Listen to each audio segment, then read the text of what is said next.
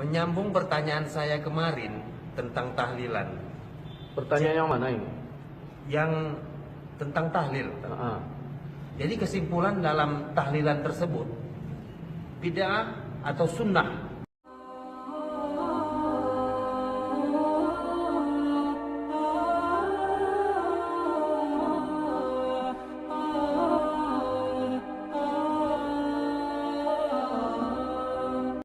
Menyambung pertanyaan saya kemarin tentang tahlilan. Pertanyaan yang mana ini? Yang tentang tahlil. Jadi kesimpulan dalam tahlilan tersebut, bid'ah atau sunnah? Jangan ke sana kalau kita mau ngomong. Bid'ah atau sunnah, seolah-olah cuma pilihan itu dua. Kalau nggak sunnah, bid'ah. Nggak sunnah, bid'ah. Hukum itu ada berapa? Hukum ada berapa, saya tanya?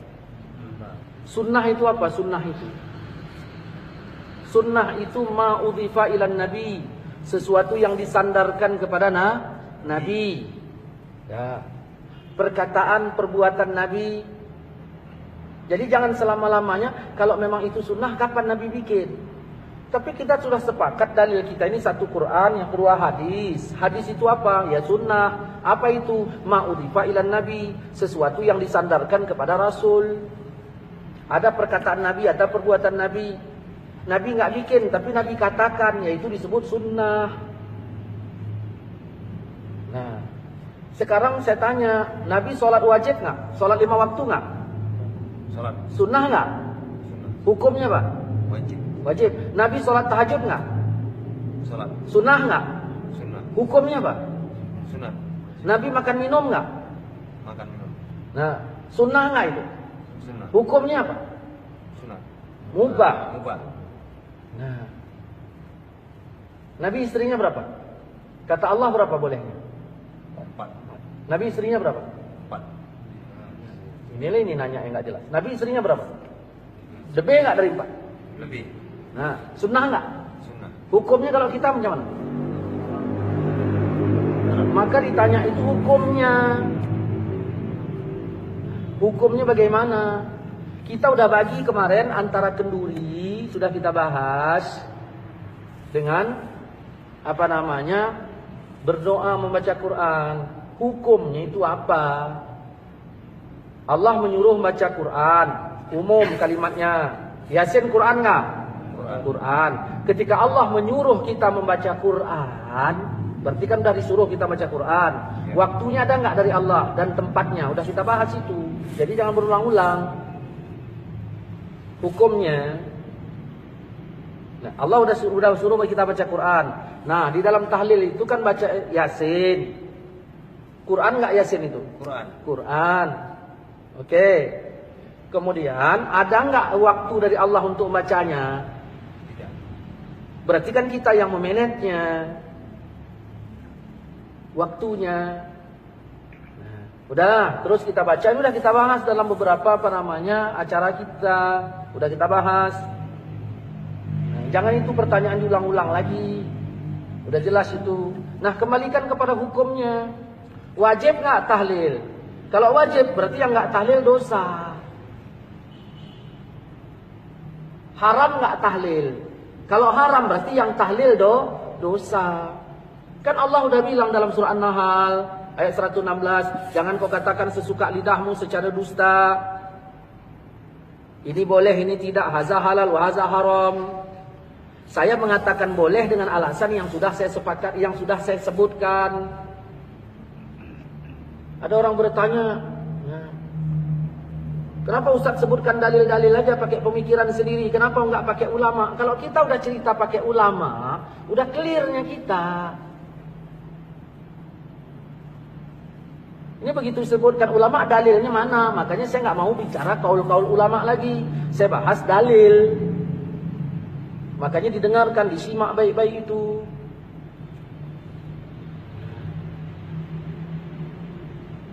Jadi kita baca baca Pak Yasin. Yang nyuruh baca Yasin siapa? Yang nyuruh baca Al-Quran. Yang nyuruh baca Quran itu ya adalah Allah. Nabi juga nyuruh kita baca. Begitu disebut kalau misalnya Nabi nyuruh baca, kalau Allah nyuruh baca, berarti ya bebas kita bacanya. Diperkirakanlah itu tempat baik untuk dibaca atau tidak. Jadi hukum itu dikemanakan? Ada 5, wajib, sunat, mubah, makruh, haram. Kalaulah tidak wajib, apakah berarti udah haram? Jangan dulu haram yang kemari. Wajib dulu, baru sunat, baru mubah, baru makruh, baru haram. Nah, tahlil itu kita tanya mau kemana kita bawa hukumnya? Kemana? Jangan tanya sunnah atau bid'ah. Berarti kalau nggak sunnah berarti bid'ah. Tidak begitu. Allah pun bilang, "Wa man lam yahkum bima anzalallah." Siapa yang tidak menghukumkan seperti hukum Allah, berarti hukum. Karena kalau ditanya sunnah itu ada takluk kepada hukum. Banyak yang sunnah ini hukumnya nggak jatuh wajib semua. Begitu. Ketika Allah menyuruh, tidaklah langsung jadi wajib. Ada kalanya Allah menyuruh itu langsung kepada sunat. Seperti wa minal laili, di sebagian malam, fatahajjat, hendaklah kalian tahajud. Tahajud, perintah itu kan? Perintah, hukumnya apa? Apa wajib? Begitu. Saya maaf ya, bahasa kasarnya nih. Jangan bikin pertanyaan tolol kayak gitu.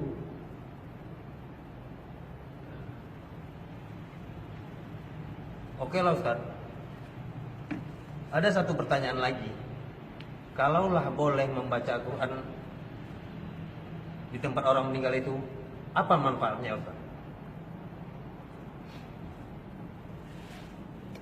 Ini nanya pendapat saya, apa nanya keterangan? Begini, dah, ya.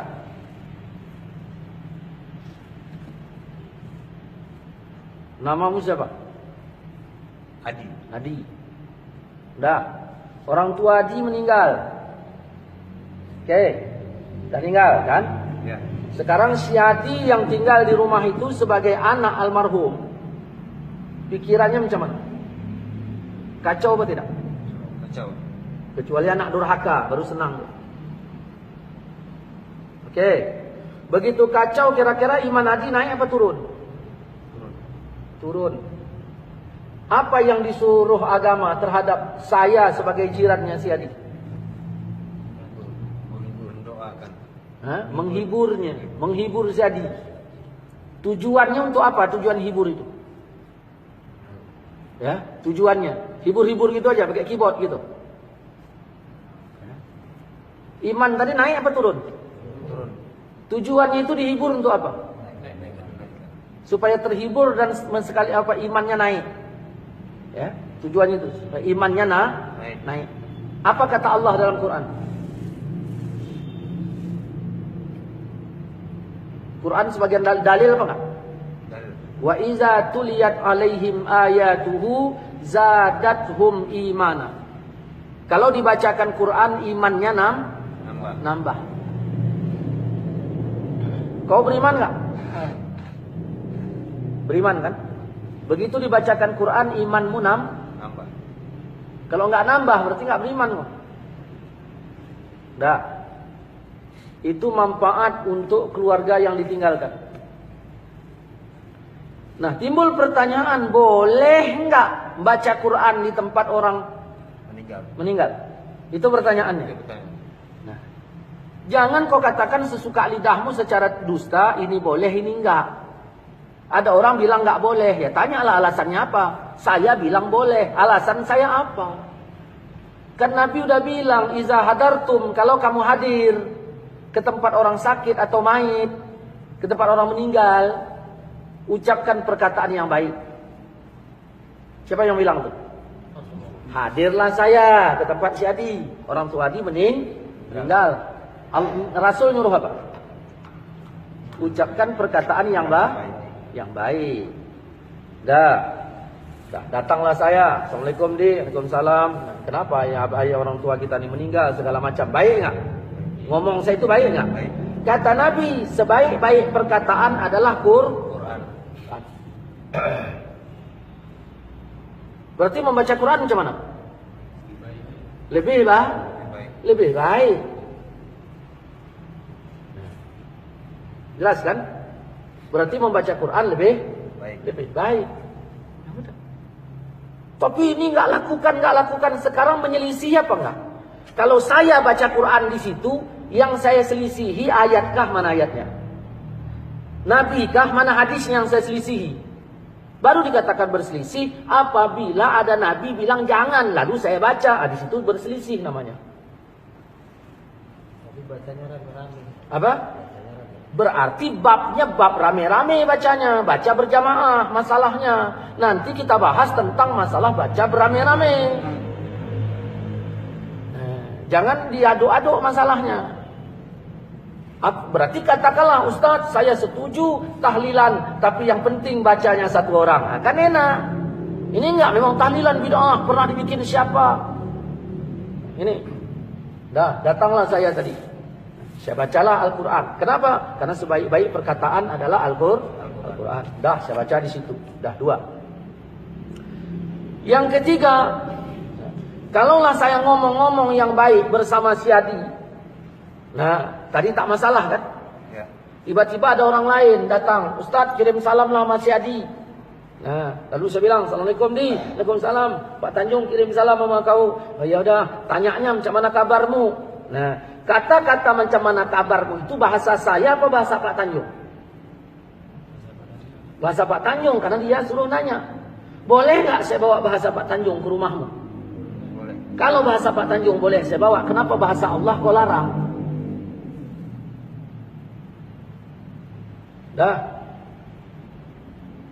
Kemudian baca Quran ini bagian dari zikir apa tidak? Zikir. Bagian dari zikir. Jelas ya? Bagian dari zikir. Inna nahnu nazzalna zikra. Sesungguhnya kami turunkan zikir, itu maksudnya Quran. Zikir. Kata Nabi dalam riwayat Imam Muslim, perumpamaan orang yang zikir dengan yang enggak zikir itu kayak yang hidup dengan yang mati. Bayangkan yang melayat kita ada 20 orang. Yang baca Quran 5. Yang 15 enggak. Yang baca Quran digolong zikir apa enggak? Yang enggak baca Quran digolong enggak zikir kan? Berarti sama dengan mati kan?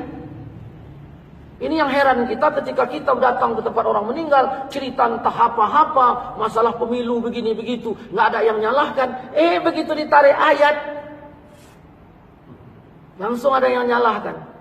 Ini paham seperti apa ini? Kalaupun dia bilang apa namanya, ya kami nggak baca itu urusannya. Kau nggak baca ya udah, aku pun nggak salahkan kau yang nggak baca. Tetapi kami yang dibaca jangan dituding. Ini begitu kita angkat ke YouTube, ya, ke YouTube, ke Facebook, kayaknya kepanasan. Ada apa ini rupanya? Kita menjelaskan, makanya yang kita jelaskan ini kan kepada teman. Saya Facebook ini punya teman, saya compare, artinya untuk teman saya. Kalau memang pemahamannya beda, ya jangan jadi teman saya. Saya ingin mengingatkan teman-teman, beginilah cara menjawabnya. Nggak ada saya singgah di teman-teman Facebook Wahabi itu sebegini-begini, enggak. Yang kepanasan macam-macam. Masya Allah. Ya. Udah. Ini baru 3. Ya. Kemudian dia berbicara manfaat kan? Ya. Berbicara manfaat. Baiklah, Ustaz. Jadi tunggu dulu, belum selesai. Jangan main baik-baik. Ada orang nelpon saya. Assalamualaikum Ustaz. Waalaikumsalam. Ya. Nah, si Polan meninggal.